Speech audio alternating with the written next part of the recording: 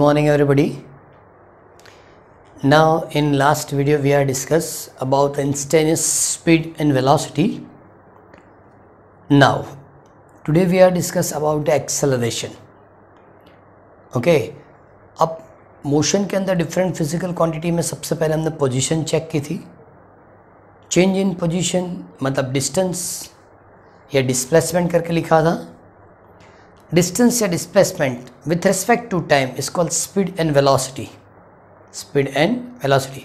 But change in velocity with time is called acceleration. किसी भी object की velocity या स्पीड चेंज होगी टाइम के साथ, वेरिएट होगी, तो उसको हम एक्सेलरेशन बता सकते हैं. ऐसे तो दो डेफिनेशन है एक्सेलरेशन की. Change in velocity per unit time is called acceleration, and second the rate of change of velocity is called acceleration. Rate of change of velocity is called acceleration. Okay, एक चीज़ और है कि जब object constant velocity से motion करेगी, constant velocity मतलब on straight line, straight line के ऊपर इक्वल टाइम में इक्वल डिस्टेंस या डिस्प्लेसमेंट कवर होती है, इक्वल टाइम में इक्वल डिस्प्लेसमेंट, तो इसका मतलब वेलोसिटी रिमेन कांस्टेंट. और जब वेलोसिटी कांस्टेंट होगी तो वेलोसिटी चेंज नहीं होगी, और जब वेलोसिटी चेंज नहीं होगी इसको ज़ीरो एक्सेलरेशन, मतलब विदाउट एक्सेलरेशन ऑफ मोशन होती है.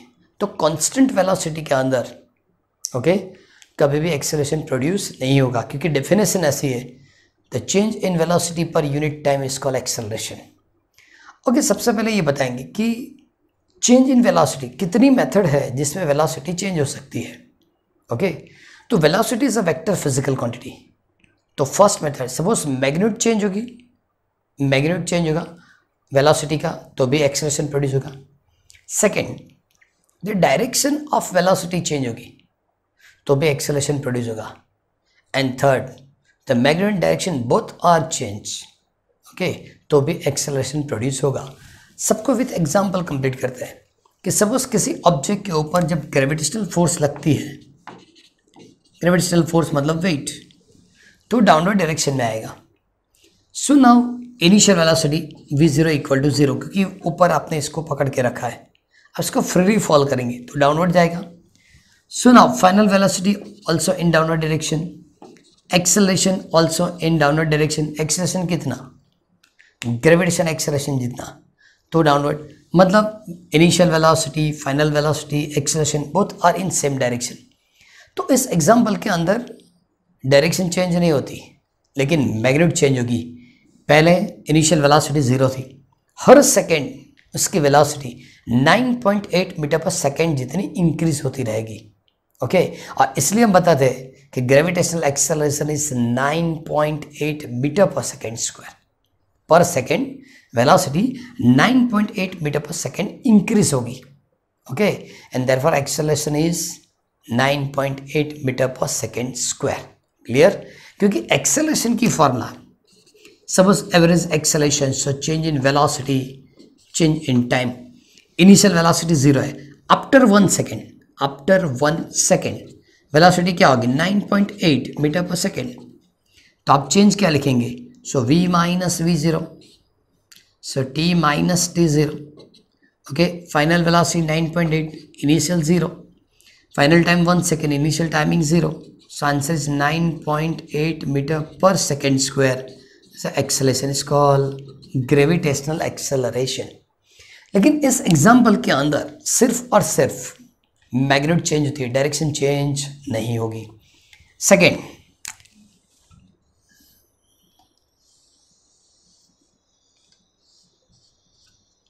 सन सेंटर में रहेगा और अर्थ रोटेशनल मोशन करेगी, ऑर्बिट में ये मोशन होती है. ओके, सो वेलोसिटी की डायरेक्शन ये रहेगी, लेकिन फोर्स की डायरेक्शन, जो फोर्स की डायरेक्शन है वही एक्सेलरेशन की डायरेक्शन है, तो फोर्स इनवर्ट रहेगा. ओके, और टेंजेंट की डायरेक्शन में क्या होगी? इसकी वेलोसिटी होगी, ये वेलोसिटी की डायरेक्शन है. यहाँ चेक करो कि जैसे जैसे जैसे ये रोटेट होता है इसकी वेलोसिटी की मैग्नीट्यूड चेंज नहीं होती. हमको पता है कि एक रोटेशन कंप्लीट करना है ऑर्बिट के अंदर, उसको 1 ईयर लगेगा, 365.25 डेज ऐसा बताया जाता है. 365.25 डेज एक रोटेशन कंप्लीट करने के लिए 1 ईयर लगता है. इसका मतलब इसकी वेलोसिटी की मैग्नीट्यूड चेंज नहीं होती, लेकिन पर सेकेंड उसकी डायरेक्शन चेंज होगी। ओके, यहाँ वेलोसिटी इस डायरेक्शन में है, अर्थ यहाँ जाएगी तो वेलोसिटी की डायरेक्शन इस टाइप की होगी, अर्थ यहाँ होगी, वेलोसिटी की डायरेक्शन इस तरह से रहेगी। इसका मतलब जैसे जैसे अर्थ अपनी पोजीशन चेंज करेगी इसकी वेलोसिटी की डायरेक्शन चेंज होती रहेगी। तो यहाँ मैग्नीट्यूड फिक्स है, लेकिन पर सेकेंड डायरेक्शन चेंज होगा, तो भी इसको क्या बताया जाएगा, एक्सेलरेशन। क्लियर। और कभी ऐसा होगा कि मैग्नीट्यूड डायरेक्शन दोनों चेंज हो रहे हैं, और तब देखो यहाँ मैंने पता तो आपको पता होगा कि सेम डायरेक्शन में वेलोसिटी, उसी डायरेक्शन में acceleration, so angle between acceleration and velocity theta is equal to 0। यहाँ आपने चेक किया हो कि ये वेलोसिटी है, ये एक्सेलरेशन। ओके, यहाँ भी ये वेलोसिटी है तो ये एक्सेलरेशन, यहाँ वेलोसिटी है तो ये एक्सेलरेशन। तो ये वेलोसिटी और एक्सेलरेशन के बीच की angle always theta is equal to क्या होगी, 90। क्लियर। तो बहुत सारे नॉर्म्स मिलेंगे इसमें कि जब थीटा इक्वल टू 0 है तो सिर्फ मैग्नीट्यूड चेंज होती है, डायरेक्शन चेंज नहीं होगी। लेकिन जब theta is equal to 90 between velocity and acceleration, okay, then magnitude remain constant, हर सेकेंड पोजीशन चेंज होगी, मतलब एक्सेलरेशन की डायरेक्शन चेंज होगी, सॉरी वेलोसिटी की डायरेक्शन चेंज होगी, एक्सेलरेशन तो सेंटर की ओर रहेगा। लेकिन और एक कंडीशन कि सपोज ये वेलोसिटी है और इस डायरेक्शन में एक्सेलरेशन है, दोनों के बीच के एंगल थीटा, दोनों के बीच के एंगल क्या होगी, थीटा। ओके, यहाँ बताया था 0, यहाँ लिखा 90 या थीटा। ओके, जब थीटा लिखा तो हम दो कंपोनेंट बना सकते हैं, इसके दो कंपोनेंट, ये एक्सेलरेशन की कंपोनेंट और ये भी एक्सेलरेशन की कंपोनेंट। ये जो कंपोनेंट है वो पैरेलल टू वेलोसिटी, और ये acceleration perpendicular to the velocity. Check करो, वेलोसिटी तो इसी डायरेक्शन में है, ये एक्सेलरेशन, ये दोनों वेक्टर, इसलिए मैंने वेक्टर साइन करके बताया। इसके दो कंपोनेंट बना रहा हूँ, इसकी first component in direction of velocity but the second component perpendicular to the velocity. Okay, तो इसे दो MCQ मिलेंगे, ये दो आपको आंसर इन वन सेंटेंस मिलेगा। क्या, जब acceleration is parallel to velocity, acceleration direction parallel to the velocity, तब सिर्फ और सिर्फ वेलोसिटी की मैग्नीट्यूड चेंज होगी, ये एग्जांपल है इसका। लेकिन जब acceleration is perpendicular to the velocity, तब एक्सेलरेशन प्रोड्यूस होने के लिए वेलोसिटी की डायरेक्शन चेंज होगी। क्लियर। ए पैरेलल से ओनली और ओनली मैग्नीट्यूड चेंज करेगा, किसका, वेलोसिटी का, और a perpendicular only and only direction change करेगा, किसका, वेलोसिटी का। Okay, and change in velocity per unit time is called acceleration. Clear. तो ये जो मैंने बताया वो सिर्फ इंफॉर्मेशन थी, अब इसको इक्वेशन के तौर पे एक्सप्लेन करते हैं।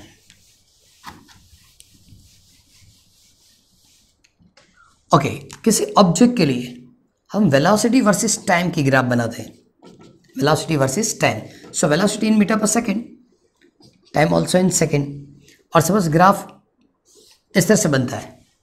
ओके, 0 से स्टार्ट नहीं हुआ, 0 से स्टार्ट होगा तो at t equal to 0 velocity also 0, लेकिन यहाँ t इक्वल टू 0 है और ग्राफ ऊपर से स्टार्ट हुआ तो इसको इनिशियल वेलोसिटी बता सकते हैं। इसको क्या बताएंगे हम, इसकी इनिशियल वेलोसिटी बता सकते हैं, मतलब टाइम 0 है लेकिन वेलोसिटी 0 नहीं है, वो भी लिख सकते हैं। Okay, now time t1 corresponding velocity v1, time t2 corresponding velocity v2। अभी बताया द एक्सेलरेशन ए डैश या average acceleration is equal to change in velocity upon time.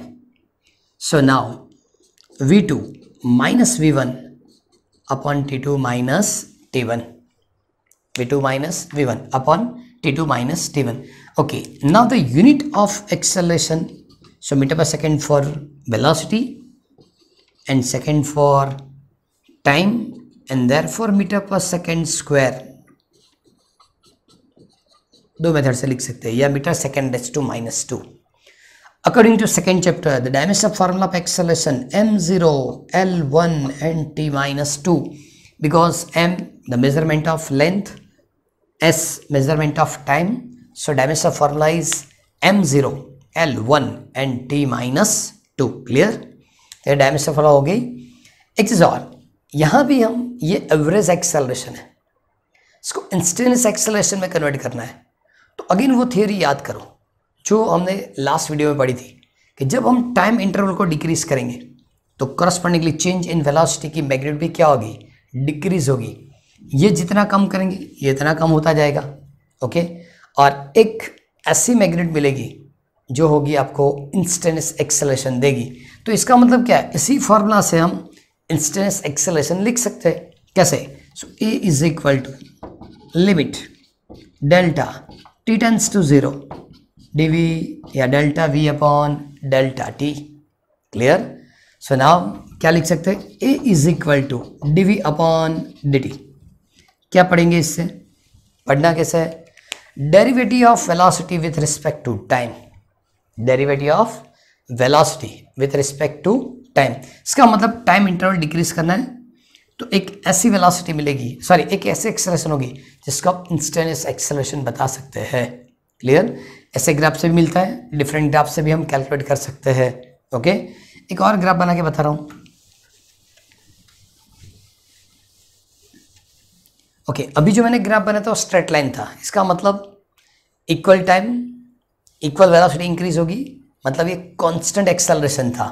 अब ऐसे ग्राफ बना रहे कि ये टाइमिंग की वैल्यू है और ये वेलोसिटी कुछ इस तरह से चेंज हो रही है, okay. Initially acceleration slowly increase हो, sorry initially velocity slowly increase होती है, बाद में रैपिडली इंक्रीज होती है। अब यहाँ भी ऐसे 2 पॉइंट्स हम कंसिडर करेंगे। Suppose this timing is t1, velocity v1, t2, velocity v2। तो हम इस लाइन की जब स्लोप फाइंड करेंगे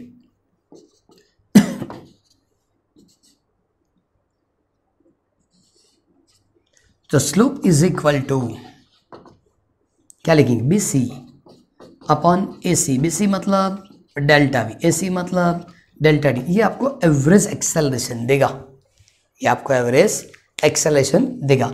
लेकिन सपोज हम टाइम इंटरवल को डिक्रीज करें, t1 dash, t2 dash, v1 dash and v2 dash is called delta v, is called delta t। तो हो सकता है कि ये जो पोर्शन है, अलग कलर से बता रहा हूं, ये जो पोर्शन है, ओके, इसकी स्लोप आपको इंस्टेंटेनियस एक्सेलरेशन देगी। क्लियर? ये आपको क्या दी, इंस्टेंट एक्सेलरेशन। तो क्या करना है, जिस पॉइंट पे आपको एक्सेलरेशन कैलकुलेट करना है उस पॉइंट पे आप ऐसे टेंजेंट ड्रॉ करेंगे और उस टेंजेंट की आप एक ही लाइन होगी, टेंजेंट बहुत सारे नहीं होंगे, सिंगल टेंजेंट की एग्जिस्टेंस होती है। लेकिन ऐसे जब आप टेंजेंट बनाएंगे तो उस टेंजेंट की स्लोप से आपको उस पॉइंट के लिए इंस्टेंटेनियस एक्सेलरेशन मिलेगा। क्लियर? पता चला? तो ये जो इन्फॉर्मेशन थी वो एवरेज और इंस्टेंटेनियस एक्सेलरेशन की थी। इसमें और एक थोड़ा बहुत चेंज करके बता रहा हूँ कि suppose a is equal to d upon d t. Okay, last time हमने वेलोसिटी के लिए लिखा था, लास्ट टाइम वेलोसिटी की फॉर्मूला क्या लिखी थी, velocity equal to d x upon d d. तब लिखा था कि derivative of displacement with respect to time, derivative of displacement with respect to time. Okay, अब दोनों कंबाइंड लिखना है तो d square x upon d t square. देखो साइन थोड़ी टिपिकल है, समझना पड़ेगा। D square x, D into D मतलब डी स्क्वायर, लेकिन ये पूरी टर्म सिंगल टर्म होती है तो डी टी स्क्वायर ऐसा लिखा जाएगा, डी स्क्वायर टी स्क्वायर ऐसा नहीं। ओके, तो क्या लिखेंगे कि derivative of displacement, okay, is called velocity, लेकिन derivative of velocity is called acceleration. तो इसमें क्या लिखेंगे, the derivative two times derivative of displacement with respect to time is called acceleration, is called second order derivation, is called second order derivation. Last time instantaneous speed के लिए वो numerical किया था कि 3 सेकेंड के लिए आपको इंस्टेंटेनियस स्पीड कैलकुलेट करनी थी, तो हमने उसको डेरिवेट करके बताया था कैसे डेरिवेशन होता है। क्लियर? तो उसी तरह से डेरिवेट होगा।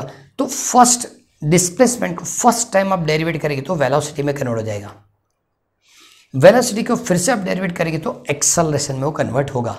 Clear?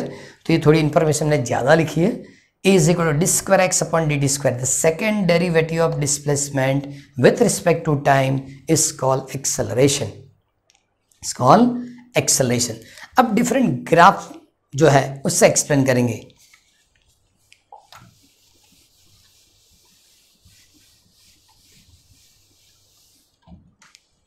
Okay, suppose first graph velocity versus time,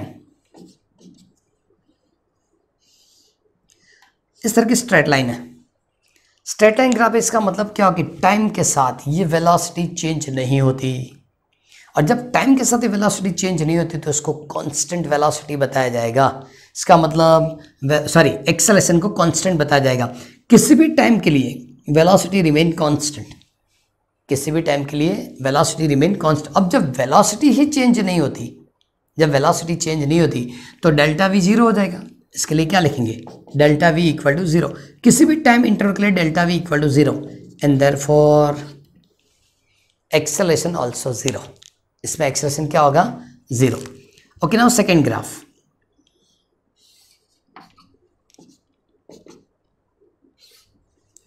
अब देखो, ओरिजिन से भी ड्रॉ कर सकते हैं, यहां से भी कर सकते हैं। चलो पहले यहां से कहते हो, अब ओरिजिन से करते हैं।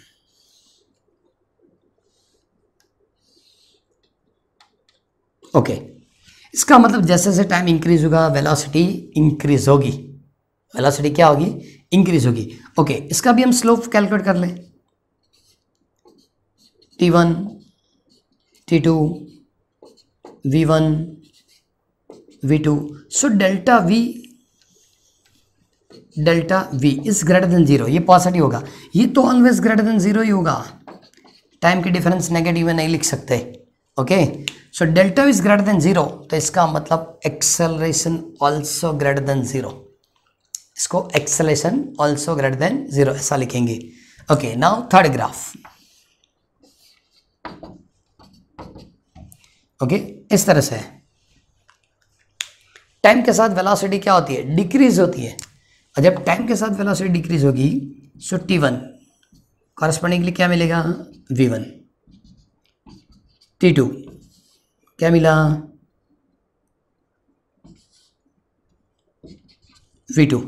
Okay, delta t greater than zero, क्योंकि ये हायर वैल्यू होगी, इससे लोअर वैल्यू हम डिक्रीज करेंगे, ग्रेटर देन जीरो। लेकिन यहाँ चेक करो, v2 की मैग्नीट्यूड कम है और v1 की मैग्नीट्यूड ज़्यादा है, सो delta v is less than zero and therefore acceleration also less than zero. Acceleration also क्या लिखेंगे, लेस देन जीरो। उसके बाद बराबर ऐसा भी हम कंप्लीट कर सकते हैं, डिफरेंट डिफरेंट ग्राफ है।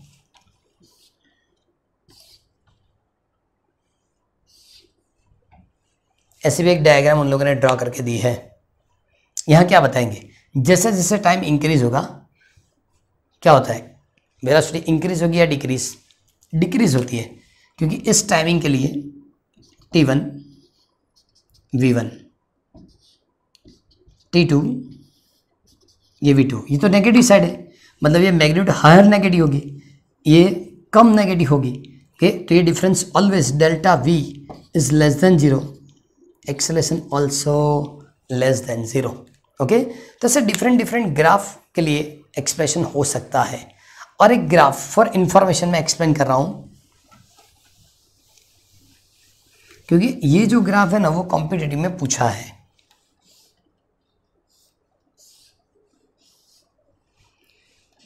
ये v0, ये क्या लिखा उन लोगों ने, v0।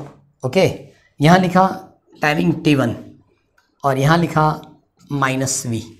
ओके, v0 से वो स्टार्ट होता है, इसका मतलब जैसे जैसे टाइम जाता है, मतलब जैसे टाइम इंक्रीज होगा, जैसे आप आगे जाएंगे टाइम इंक्रीज होगा, ये डिक्रीज हो जाए। t1 टाइमिंग के लिए वेलोसिटी जीरो हो जाती है, t1 टाइमिंग की वेलोसिटी क्या होती है, जीरो, और बाद में फिर से टाइम आगे जाएगा, वेलोसिटी नेगेटिव डायरेक्शन में वापस रिपीट होती है।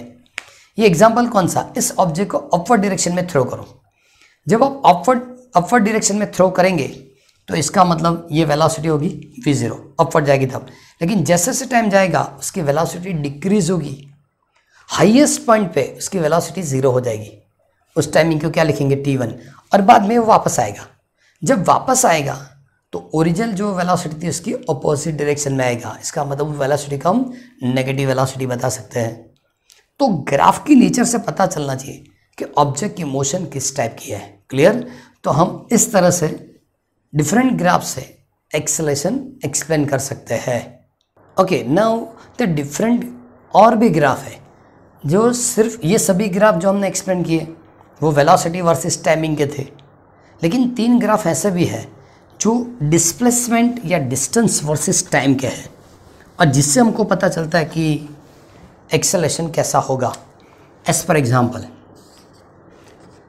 X versus t, x versus t, और जब एक्स वर्सेस टी में ग्राफ इस तरह से ऊपर की ओर कर्व होता है, ऊपर की ओर ऐसे कर्व शेप में जाता है, ओके, तब इसकी जो एक्सेलरेशन है वो पॉजिटिव होगी। पॉजिटिव मतलब पॉजिटिव रहेगा या ए ग्रेटर देन 0 होगा, एक्सेलरेशन ग्रेटर देन 0 रहेगा। लेकिन इसी ग्राफ में एक्स वर्सेस टी का ग्राफ है और ग्राफ कुछ इस तरह से बनता है, ओके, तो एक्सेलरेशन नेगेटिव होगा। यहाँ क्या होता है कि टाइम के साथ डिस्टेंस इंक्रीज होता है या चेंज इस तरह से है। लेकिन सपोज एक और graph,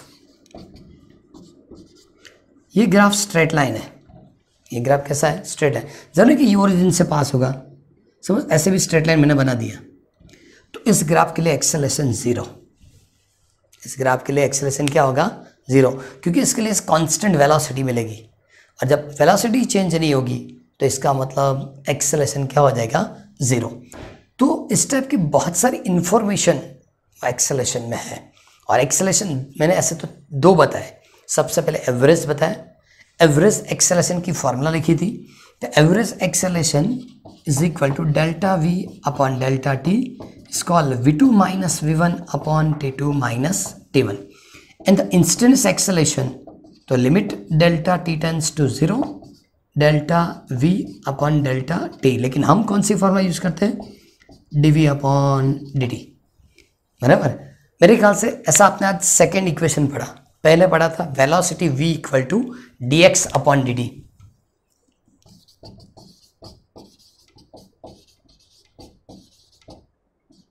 velocity v equal to आप पढ़ा था dx अपॉन dt, मतलब डेरिवेटिव ऑफ x मतलब distance with respect to time is called velocity, but the derivative of velocity with respect to time is called acceleration. ये सब MCQ और इसमें रहेगा।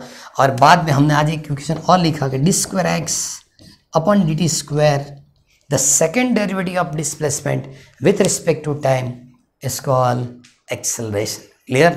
ये जो मेन पॉइंट्स थे एक्सेलरेशन वो सभी इसमें कंप्लीट हो जाते हैं।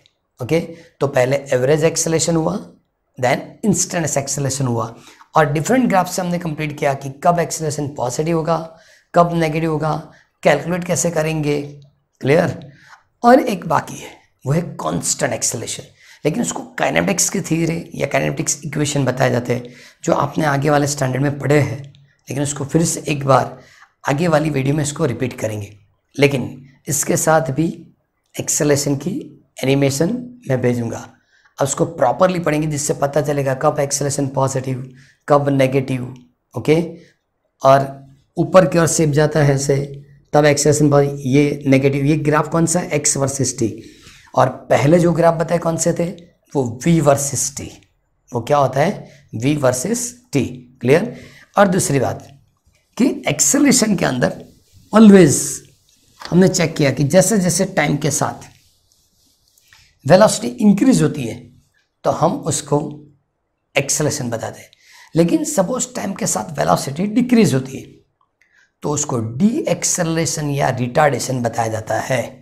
एक ग्राफ में बना रहा हूँ, यह है velocity versus time, suppose 10, 20, 30, 40, 50 metre, 1, 2, 3, 4, 5, 6 and 7। ओके, इनिशियली सपोज किसी कार या ऑब्जेक्ट के लिए वेलोसिटी,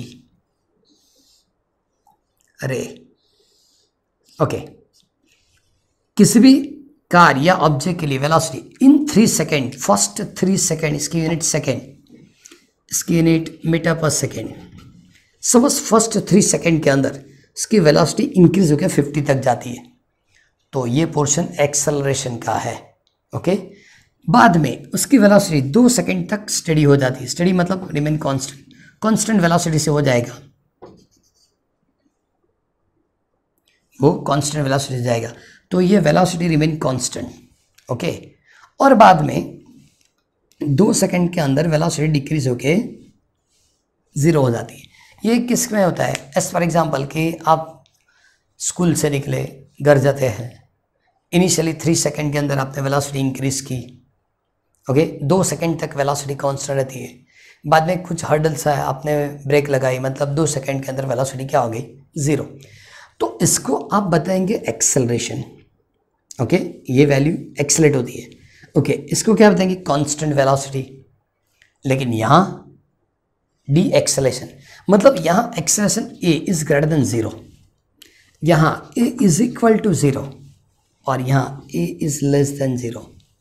जहाँ वेलोसिटी डिक्रीज होती है इसको डी एक्सेलेशन या रिटार्डेशन बताया जाएगा। क्लियर? तो एक्सेलेशन के अंदर 2 चीज़ें कंप्लीट हुई, सबसे पहले average acceleration and instantaneous acceleration, okay. Next के अंदर कांस्टेंट एक्सेलरेशन को जो इक्वेशन उसकी इंफॉर्मेशन देंगे। When you observe the motion of an electric train, you find the train picks up high speed even before leaving the platform. The train travels at constant high speed until it approaches the next station. There is a sudden drop in speed when it enters the station till it finally stops. The first and the last part of this train's motion has high positive acceleration and very high negative acceleration or retardation. Acceleration of a body is the rate of change of its velocity with time. The average acceleration A dash is defined as the change of velocity divided by time.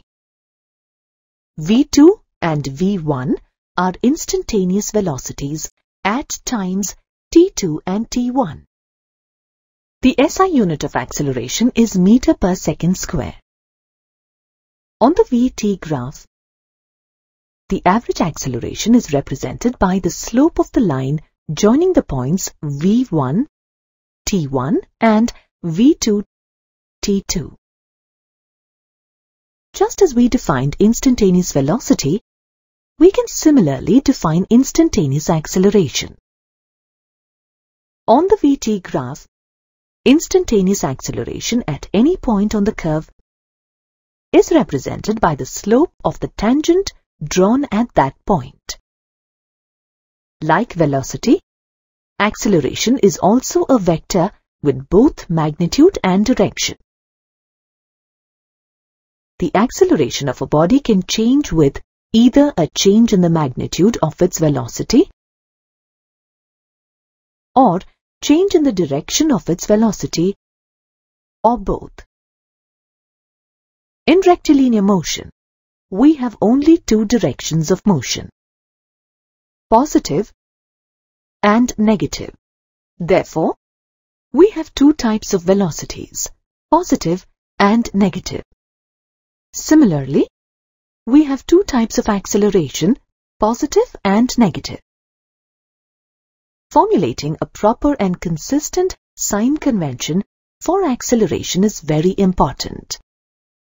Let's understand what constitutes positive and negative acceleration. Zero acceleration stands for uniform velocity. That is, the velocity does not change with time. Let us consider cases where acceleration is positive. Case 1. Let us consider a body, say, a car moving along a straight line. That is, from point A to B, with increasing magnitude of velocity. The body is said to be moving in the positive direction. Here, delta V is positive and direction of motion is positive. Therefore, with these 2 values being positive, acceleration is also positive. Case 2. In this case, the car is moving in a negative direction. That is, from point B to A, with a decrease in the magnitude of velocity. Here, delta V is negative and the direction of motion is also negative. Since the product of two negative values is positive, acceleration in this case is also positive. Let us now consider cases where acceleration is negative. Case 1. Now consider the car moving in a positive direction.